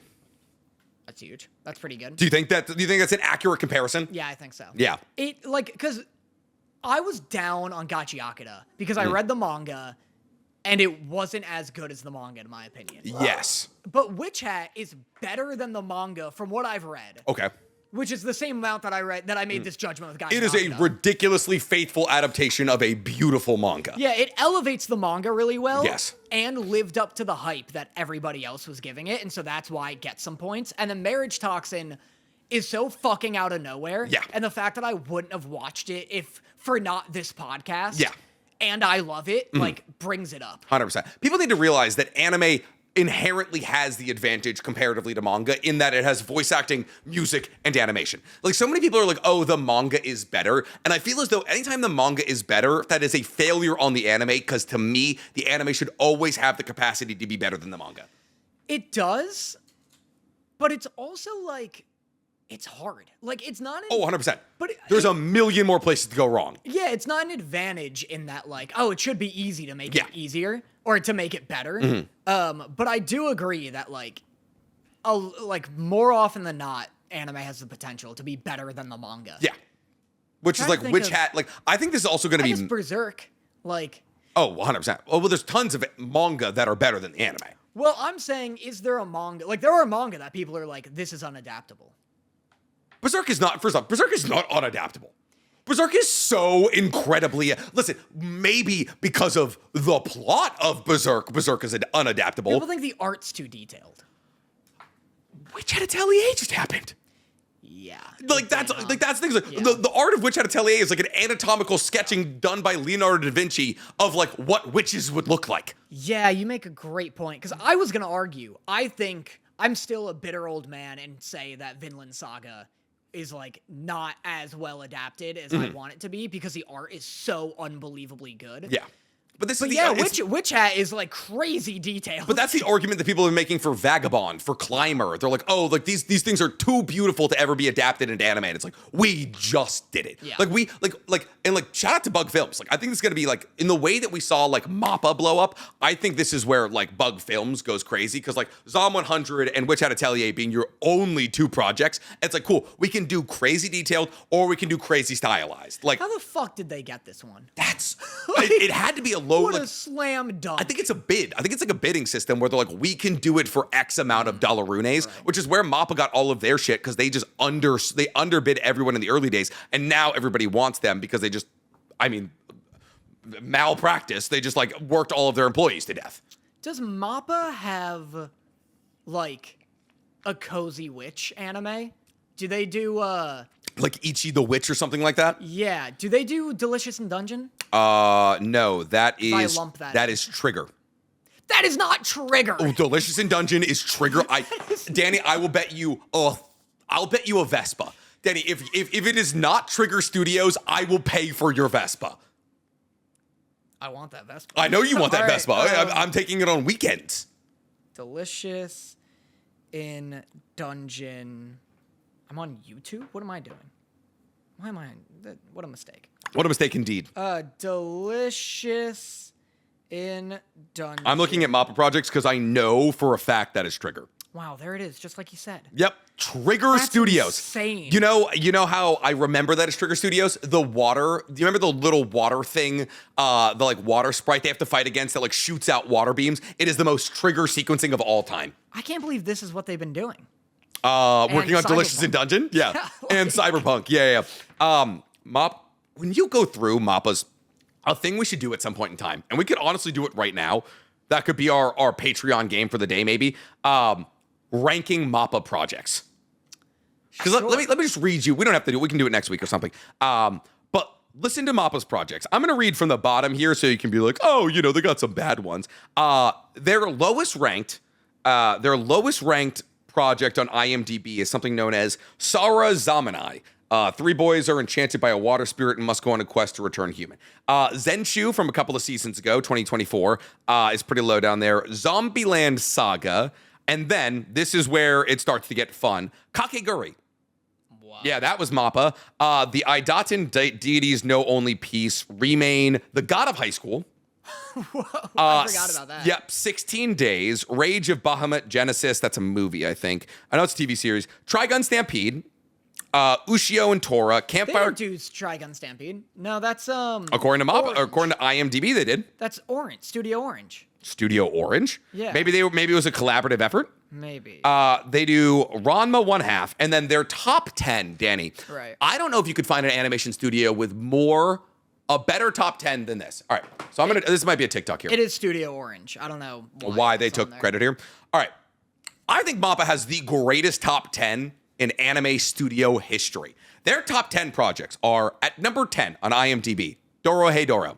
Okay. Number 9, Hell's Paradise. Number 8, you love this one, Yuri on Ice. Let's go. Number 7, Banana Fish. That's range right there. The fact that they've done Dorohei Doro and then Yuri on Ice and Banana Fish is crazy. Banana Fish rips too. From what you've told me, that's the one that's like they're based in America. Like HIV is a central talking point in it, right? I don't. Oh, I'm thinking Fruits Basket. I'm thinking Fruits Basket. I think. Does that happen in Fruits Basket? You told me about a story where like the AIDS crisis is like central to. No. I could have swore you were talking to me about an anime. It takes place in Massachusetts, but no AIDS. It's devastating, right? Yeah, it is devastating. Okay. Yeah. Together, the two of us have seen every single one of the anime in this top 10. You've seen Yuri on Ice and Banana Fish. The only one actually we haven't seen, Dororo. Dororo. Yeah. Is that the little kid? It's like Demon Slayer? Yeah. Yeah. That looked great. It does look great. That got devoured by Demon Slayer. I remember it came out in like the same year. Came out like around Demon Slayer, and Demon Slayer was on Netflix, and this one was on Amazon Prime Video, and that was back when no one was watching shit on Amazon Prime Exactly. Video. Yeah, that was like early boys. Yeah. And then number 5, Chainsaw Man. Number 4, Jujutsu Kaisen. Number 3, Vinland Saga. Number 2, Frieren. Number 1, Attack on Titan. They did not do Frieren. They did do. Wait, no. Wait. Did they do Frieren? You're right. That doesn't feel right. I feel like Wit did Frieren. Studio Madhouse. Yeah. Why are they getting credit for free? No wonder. Yeah. No wonder the top 10 looks so stacked. It's not their top 10. 100% not free. This started when I was like, does Mappa have a Frieren? And I guess the answer to that would be like Zenshu, maybe? I don't know. Yeah, or Ranma 1/2, something along those lines. But yeah, that's crazy. Yeah. That's our top 10. Cool. Should we get to our game? Sure. Cool. Cool. So today's game, made by our lovely Batman, aka Sean, is going to be, which one did we decide on that we are going to do for this, the podcast listeners? Emoji? It was going to be Guess the Anime from the Emoji. So today we're playing Guess the Anime from the Emoji, where we see a sequences of emojis, and you want to maybe do like who gets it first? Sure, yeah. I mean, we could do a tag team effort here. Oh, man, I kind of want to compete, but Okay, unfortunately, compete. unfortunately, it's kind of hard to like automate when we see the emojis. Like the first one. Is this... Wait, hold on. I just saw an answer to something. Hold on. Well, you have to open a Google Doc for this one, so you won't see the answers to this one, fortunately. The first one... All I right. see. Well, yeah, we'll just say what the emojis are, and then we'll be like... What do we think it is? Yeah, we can both just guess, and then if We've we're done something like yeah, this. and if okay, cool. We get all right, but don't say because we can infer from each other's answers. Yeah. So once we say an answer, that'll be it. Yeah. Okay. Today we're playing Guess the Anime from the Emojis, where we have to guess what anime is being represented from a string of emojis. Me and Danny each have one guess, and whoever is correct gets a point, and whoever at the end has more points gets to assign homework. Since when? Since now. We're heading into, and listen, we have a conversation with the rest of our podcast viewers here about what we're going to be doing this upcoming slow season, and that is more likely than not anime movies. So Red Line might finally be in our futures here. So at number 1, we have the Purple Devil Face, Cherries, and a dog. That's a cat. Is that a cat? That's a cat.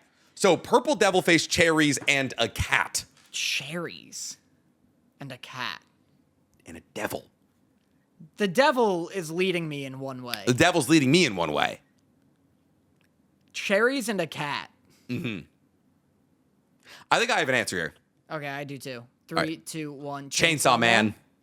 Answer Chainsaw Man. That's a tie. I would love explanation. Is it because of his balls? I'm assuming it's because he wants to touch boobs. I'm assuming that the cherries were used as a put-in for boobs. Because if you wanted to show boobs... And the cat's Pochita? A cat is... I was going to say Meow Meow. Or Meowie. Stop bringing up Meowie. Meowie is not as integral to Chainsaw Man as you're leading it on to be. Central character to the plot. The only reason we have power as a character. Could also be Pochita, though. Yeah. But yeah, I was going to say, like, devil, cat, Meowie, and then boobs. But he does be kicking people in the balls.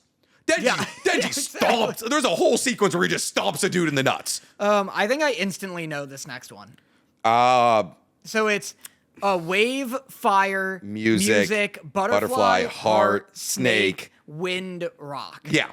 3, 2, 1. Demon Slayer. Yeah, of course. Those are the Hashira. Yeah, it's all. That's a good one right there. I would have done. Unfortunately, you kind of have to do another demon. Like it's like all demon faces. Maybe then like a sword and like a box. Well, it's supposed to be hard. Well, that's fair. Yeah. Oh, was this hard? Well, no, I guess. Yeah. But this is more abstract than what. Than you just like said. we're slaying demons. Yeah. Up next, we have praying hands, a woman, and a cat. This just got so hard. Praying hands, a woman. Oh, I got this one. I got it. Praying hands. Yep. A woman and a cat. Uh-oh. Atheist dog on the loose here. Didn't like praying hands. I got this one. I'll say Naruto. Oh, that's your guess? Yeah. Full Metal Alchemist Brotherhood. Oh, because the clap. That's a good shout from Sean. It is. That's a great misdirection. What cat? Nina Tucker. I think a dog. I think it's being used. It is a dog. I believe that's like a Shiba Inu of sorts. Oh my God, you're right. Yeah, I believe that this is a Shiba Inu, which makes the Chainsaw Man. Oh, because he's a dog. Because Denji is a dog. Also, Pochita is a dog. It works both ways. Yeah. Wow. Nina Tucker, yes. You're one up. So I'm one up. Next one is an octopus, a camera, and death. The octopus is leading me one way, but the camera and death make me confused. The octopus leads me one way as well. Yeah. Camera and death. Death from photos? From a dead photo? Like I take a photo of you and you die? No. Camera and skull. Like photos kill you. I gotta do my guess. We just gotta go with our gut here, which I assume is the same thing. Assassination Classroom. Assassination Classroom. Takapi's Original Sin. No, this was so good. No, that's really good because Takabi can travel backwards using. They kill a girl with a camera. Wait, they do? Yeah. They kill that girl, the blonde girl. With a camera? Oh, they beat her to death. I forgot. They break the camera on her skull. Yeah. I completely forgot about that. Yeah. I was just like, oh, because kids die, and also because they use the photos to go back in time. Yeah, they beat a child to death with a camera. All right, number 5 is a fist, an explosion, green, orange, and a pride flag. And a pride flag. Not an updated pride flag, by the way. Mind you, this is an old pride flag. What's it missing, Brown? It's missing the little triangle in the corner. The pride flag does change every year, though. So, like, I can't even blame the emojis for that. Like, we do get a new stripe. Also, the pride flag is hard to fit on an emoji. It's almost too many colors. Oh, that's true. The updated one. Man. So it's a BL, orange and green, and we're punching? Gay, orange, and green, and we're punching. Gay. Sounds like the start of, like, a German EDM song. Gay, orange, and green, and we're punching. Gay, orange, and green. Hard style song. Man, you have this? I think. Orange and green is, I feel like, where I got up. That's taking me to Hunter x Hunter for some reason. But Hunter x Hunter, like, I don't, like, feasibly, you wouldn't say, Hunter x Hunter. All right, My Hero Academia. Orange and Yup! Orange and green? Bakugo's orange, Deku's green, fist explosion. They be gay. No, that's good. That's good. Tied. That's good. We're tied up. We're good. Tied up through 5 here is great news. I think I have the next one. I'm seeing a dragon, food, more food, and a sword. A dragon, ramen, meat, and a sword. Yeah. This could be a couple things. I have 2 guesses. One more likely than the next. I feel like if it was... Hey, Soundwave, figure this shit out for me. Hey, computer, tell me what I'm looking at here. The sword, I feel like... I guess I have to go with something here. They're taking my tires? My catalytic converter is gone. 3, 2, 1. Delicious and Dungeon.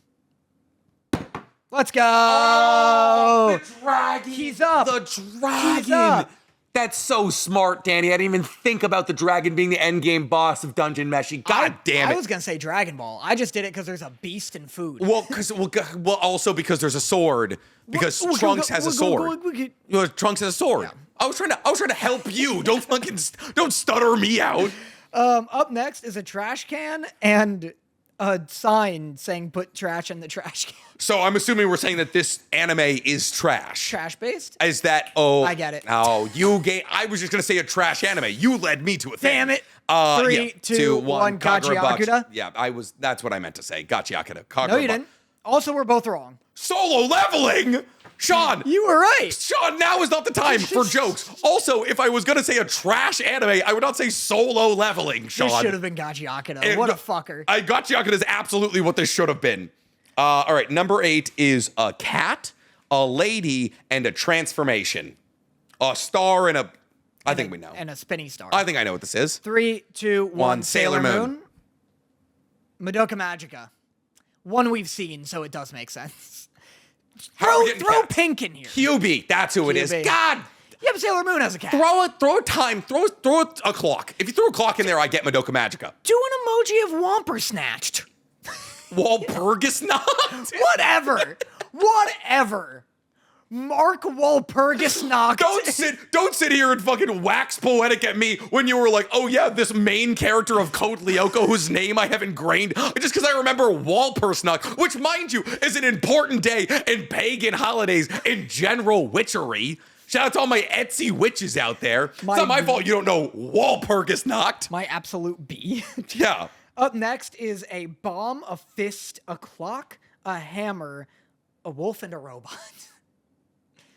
The hammer makes me think something. What? The hammer makes me think something.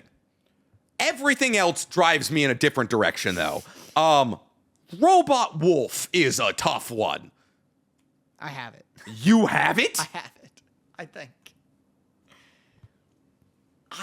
I just got a robot wolf. 3, 2, 1. Doro Heidoro. Kaisen. Motherfucker. Arcane. Where is the hammer? The wolf Jace. is. That's the wolf is who's the dad who gets turned into the wolf man. Yeah, Yep. Vander. Yep. Vander gets turned into the one guy I've played in League of Legends before. Mine was so smart. Yours being Jujutsu Kaisen. Yeah. Who's the wolf is Megami. The wolf is Megami. And then the robot is the robot guy. The hammer's the gavel. The hammer would be Nobara, first off. Yeah, or that. Yeah. Who's the clock, though?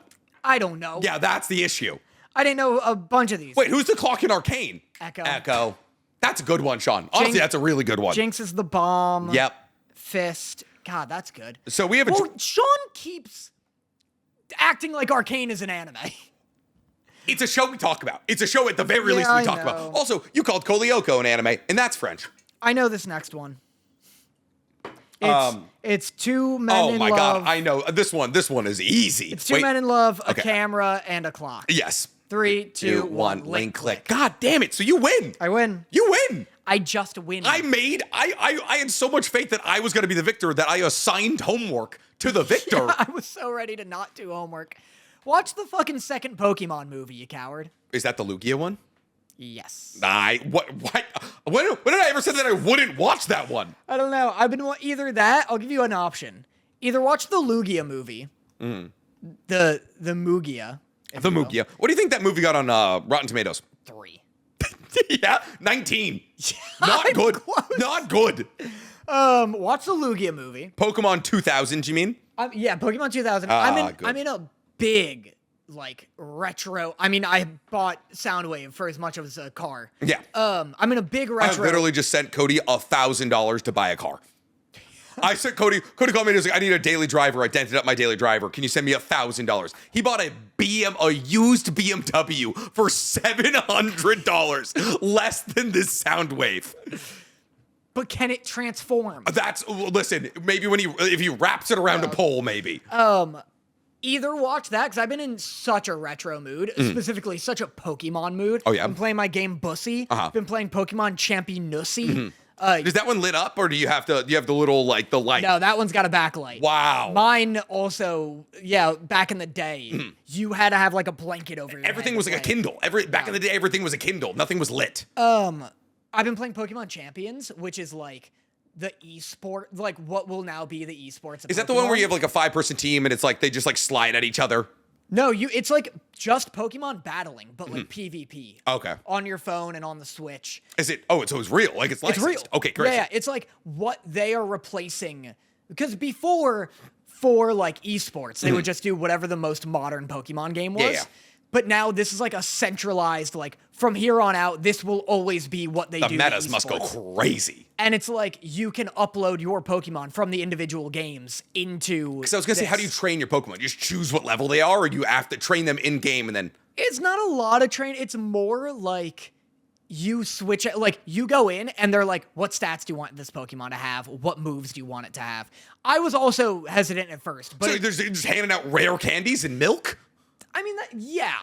Basically, you don't go in, catch them, and then level them up. They're at max level, and then you're okay, choose the moves. Yeah. And that sounds like it takes out all the fun.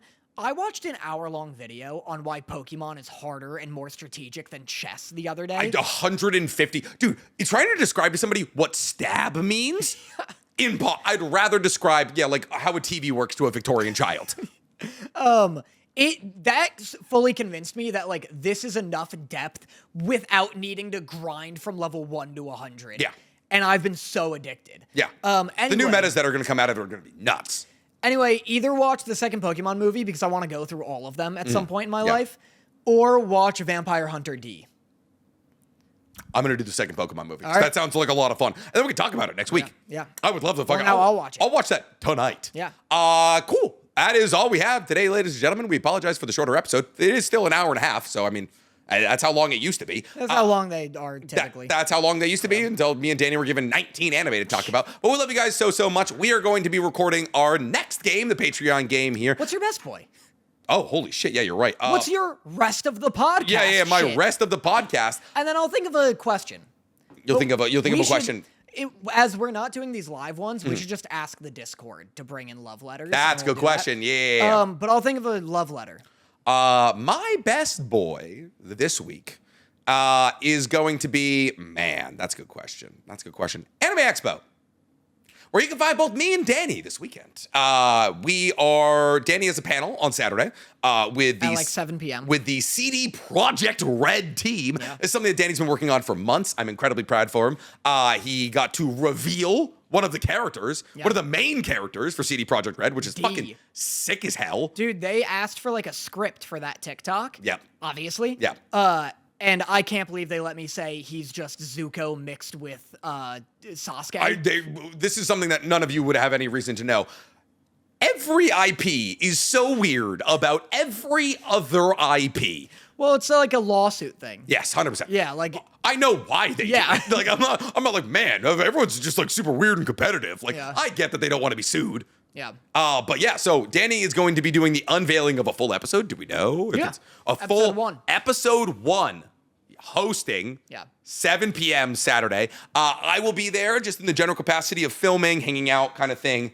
Also, double check the time and day. Yes, I might be wrong. Yeah, truly, we are not reliable narrators. But I will be there with a statue company. I'm going to be filming a bunch of videos, so you can actually find me. Man, who am I going to be working with? Because I'm going to be filming 2 videos, and it's going to be me versus viewers. Where I'm going to be doing. You're just going to be swinging on them. Yeah, it's just like a battle royale where it's just like you're 7th in line and just bloody and bruised. I'm like, thank God the first 5 were children. I see like a comic accurate guts coming up. I'm like, no, we have to end. So yes, I'm going to be doing videos versus viewers where I'm going to be doing anime trivia versus my viewers. And then also I'm going to be doing some Family Feud Fast Money where it's like, name one thing that you would want to take to a deserted island from anime or something like that. And so, yeah, if you hear my voice and you see me and you want to hop into a video, you can absolutely do that. I'll be having a ton of people involved. So yeah, if you guys are going to be in LA, and you're going to be going to AX Friday and Saturdays when I'm filming my videos, and then actually no, Thursday and Fridays when I'm filming my videos, and then Danny's thing is Saturday. Yeah, I'll probably just be there Saturday, maybe it's a lot. A little Friday. Yeah. I mean, it's a lot. I'm also like bound to this house. Yes. Still. Danny is literally haunting his own home. Yeah. So it's hard for me to leave, but I do love AX. It's like the best. It's awesome. And one day truly is not enough, which is why I'm doing 2. Yeah. So I'll try to do 2, but yeah, if you see me or Nick, say hi. Yeah. Contend in Nick's Battle Royale. 100%. Listen, I'm giving away prizes to anybody who can beat me in trivia. So like if you want like the Naruto Labubus, like that's what I'm going to be giving away to anybody who can beat me in trivia. I have 50 questions, which means hypothetically I'm giving out 50 toys, but I don't know if my sponsors would be very happy with that. Yeah, it'd be ugly, dude. I'm just like I'm just like Dennis. I'm like that noise. And they're like, please lock in. Cool. What's your best boy and or news? You like get down to the last question and you're like, what's the name of my OC? My OC in Naruto. And they're like, I'm the one reader on your AO3 page. They're like, fuck. I bankrupt this company. My best boy is Cyberpunk Edgerunners, not just because I'm doing the panel, but I've been rewatching it, and it's so... Are you reacting to it? No, I'm just watching it. Oh, wow. You're just... Why, isn't that crazy? You're enjoying a thing? I did the first video I ever did after my concussion. Yes. Was a review of Cyberpunk Edgerunners. Did I tell you this? Where... Car concussion or me concussion? Car concussion. Okay, gotcha. That'd be weird if at the end of our boxing match, I'm like, y'all seen Cyberpunk? You're like, I feel like I just lived Rebecca's lived experience. Yeah. Maybe I go pop into the show. No, I was concussed for 10 days after crashing my car on my way to your house. Yes. All concussions lead to Nick. Yes, or yes, start with me somehow, for sure. And I was like, Cyberpunk Edgerunners had just come out, and when I was finally at the tail end of it, I was like, I'm gonna watch this, I'm gonna do a video of it, because I was so juiced on it. And I don't remember most of what happened in Cyberpunk Edgerunners. Yeah. And I don't remember that video at all. That's great. But when we were doing our Guilty Gear panel, last Anime Expo. Yes. Or the Hunter x Hunter Net Impact That's one, yeah.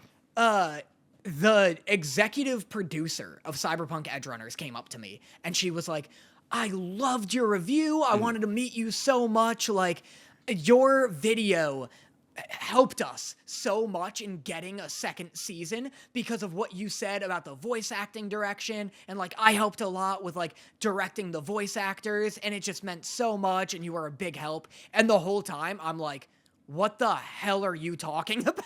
That's great. What is it? Super High, where like they have to smoke the weed that makes them smart, and like they smoke the weed like that. Did you never watch Super? Not Super. Was it Stay High? Pineapple Express. No. Like it was like an early 2000 show about American Ultra. No.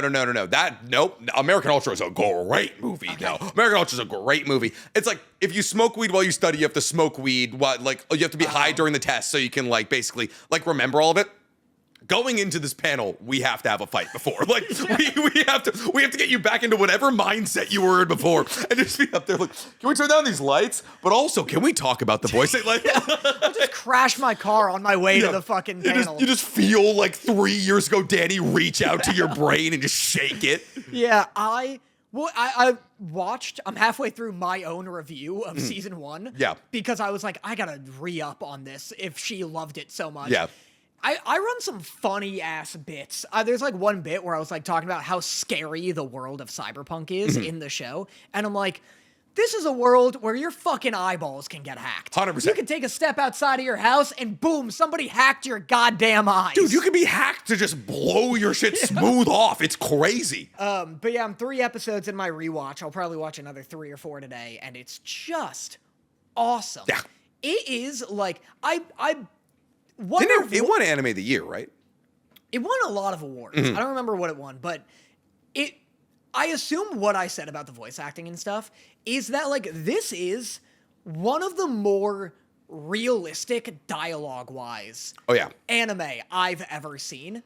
Like, in terms of into the universe, because like they're using the slang, or it feels like they're just talking. Like how we talk about Danzidon. Yes, both, because one, they're so committed to this insane dialect. Yes, yeah. Where it's like, sometimes they'll say a whole sentence and I just don't know what they mean. Like, and it's not even just like, oh, they're saying like choom. Like, it's like, they're like, stop running. Like, stop running, dog. Like, it's like, they cut out, like cyberpunk dialogue cuts out a lot of random words. Yeah. And it's like, how do you even, like, I get that it's in the script, but like, it has to feel natural, and it does. They like predict what slang will be in the future, which is cool. There's like a line where David's like, Eddie pinching gonk tried to chrome me out of my whatever, and I'm like, what the fuck are you saying? Yeah, but like it also kind of comes through because like you just said that you're like Eddie pitching Gronk tried to chrome me out, and I'm like, I got all of it. Yeah, it's like, right. It's close enough to what we say that we can conceptualize it, and it feels like it's a different time and place. But there's also on the other side of that, the scene where David is talking to his mom for the first or the last time, where they're in the car, and he's like, he's just gotten into a fight at school, and he's like, yeah, or, you know, he's like, I'm sorry I got into a fight, you know, like, I shouldn't have done that. And she's like, it's okay, like, I know it's been hard for you. And he's like, you know, I've actually been thinking maybe it could be good if I dropped out. And she's like, so what's me working all these night shifts for? Yeah. And it's like, that dialogue is so well written in that, like, his mom saying that things have been hard gave David an opportunity to be like, oh, she's relating to me.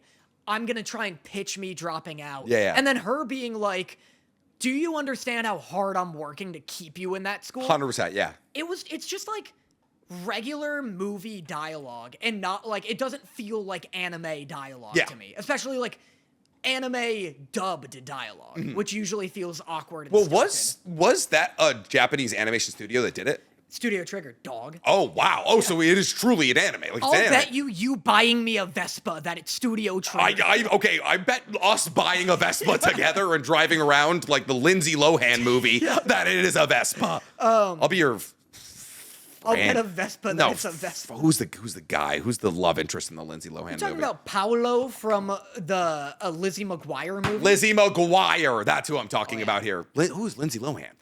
An actress. Okay. Freaky Friday. That's the one. Yes. Yeah. But yeah, it's just so good. It was written by like a CD Projekt Red like writer. That makes sense. Yeah. Yeah. Because they would understand the universe better than anybody. So it's a Japanese production of a Danish company's vision for the future of American. Polish? Yeah. Gotcha. close-ish. Very different cultures. Cool. All right. Well, that's all that we have, unless you have news. The trailer for Edge Runners Season 2 dropped. Nice. It was cool. No, I mean, we're going to get a bunch of news. There's going to be, we're going to be news-laden next week, dude. You watched Bleach. Oh, I watched the first 3 episodes of Bleach. Yes, I watched the first 3 episodes of Bleach. They are, today is the last day, so it's no longer a theatrical release. But I watched the first 3 episodes of Bleach, and boy, oh boy, did I get flack. Man, people are not happy with me at all. I'm not entirely sure if they are. I don't really read my comments. A guy DM'd me that I met. Wait, to be clear, first 3 episodes of Bleach for like evergreen value. What? First 3 episodes of Core 4. Gotcha. So Core 4 doesn't drop until like late July. Like TYBW. Yeah, TYBW. Like Core 4 doesn't drop until July 24th. Yeah. And people are mad. People are mad because I dropped my review before people even could see it. And I was like, hey, they made some weird directorial decisions. Like, so basically they added in a fight. Like Oryu versus Hashwalt doesn't really exist as a fight in the manga. And they added it in, which was like, I was like, cool. Like the number one complaint a lot of people had about Tita Kubo and the ending of Bleach, that it was rushed. And he was rushed by his editors to complete it. And for some reason, everyone thinks that I don't love Bleach. I fucking adore Bleach. I'm just allowed to be critical of the things that I like. Yeah. And so Hashwalt versus Oryu kind of gets added in. Additional forms get added in. Some of the rules are kind of played with in order to make that fight more interesting. And then also Ichigo versus Yakuba, which is like the final fight, is bumped up from a storytelling perspective. So like in the manga, it's like fight, fight, fight. Like it's like we start this fight, we finish this fight. We start this fight, we finish this fight. In the anime, they're running all 3 important fights simultaneously. Oh. So you get like 4 minutes of this fight, and then it's like, okay, cool. We're here. Right. And then, okay, cool, we're here. And so, like, you don't get the momentum that you feel in the manga. For me, my opinion, you don't get the momentum you feel in the manga. And so it's like, okay, cool. Like, as we're about to get to the good part of this fight, I'm now popping into a fight that technically doesn't start for like another 12 chapters in the manga. And so it's like, cool, everything's happening simultaneously. And I get that in the manga, that's probably what was happening. I just, like, from like a pacing, like in terms of momentum carrying standpoint, I don't necessarily agree with that directorial opinion. People were on my ass about it before they even fucking saw it. They're like, oh, this guy hates Bleach, this guy hates Bleach. I fucking love Bleach. There's a reason I talk about Bleach all the time. The reason I'm caught up with Bleach is that I love Bleach. But yeah, also Viz got mad at me. They're like, this is not a super positive review. And I was like, dog, I'm just telling the people how I feel. That's so crazy. I always hate when people like complain about reviews before the thing is out. Yes. Because yeah, it's like, I see that with like video game reviews a lot, where people are like, this guy doesn't know what he's talking about, it's this and that and this, and it's like, you don't fucking know, you didn't play it. Yeah, I'm playing a beta 3 weeks before it comes out. I'm just telling you what to expect when it comes out. And if you don't feel that way, I love that for you. Yeah. I love that. I was watching it, I was like, man, I don't feel the momentum I should. Yeah. And it's still very good. That was the thing that I said all throughout the video, and Viz was like, we kind of fucking hate you now. Wow. So yeah, guess who's not with Viz at AX? This guy. So yeah, make sure you kiss the boots of every fucking corporate entity that ever gives you money, I guess. That's so crazy. Yeah. What a dig at Viz. That's such is life, I guess. But I'm sending the invoice for the video, so I'm getting paid for that one at the very least. Will it ever happen again? Who knows? But cool, that's it. Yep. Stay bold. Yep. Sable. Thank you guys so much for checking for another episode of Otakus Anonymous. We are going to be filming another game right now over on the Patreon. And that game is going to be Guess the Show from the 1-star review. Or we could do, no, we're going to save the concept art thing for next week. But yeah, if you guys want to watch that additional 20 or so minutes of content, it'll be over on the Patreon, which you can get for $4.99 a month. But until next week and our AX review, we love you guys so much, and we'll catch you on the next one. Bye-bye. Bye.